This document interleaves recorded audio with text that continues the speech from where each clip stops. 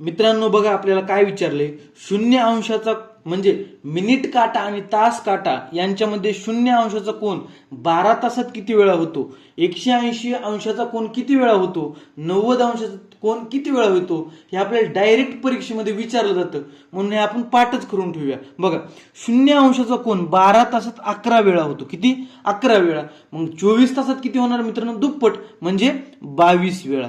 बरोबर. पुन्हा आता बघा मित्रांनो, 180° कोन तास काटा आणि मिनिट काटा यांच्यामध्ये 12 तासात 11 वेळा होतो, 24 तासात दुप्पट होणार म्हणजे 11 दुनी 22 वेळा. आता मित्रांनो बघा 0 आणि 180 कोन 11 आणि 22 वेळा होतात.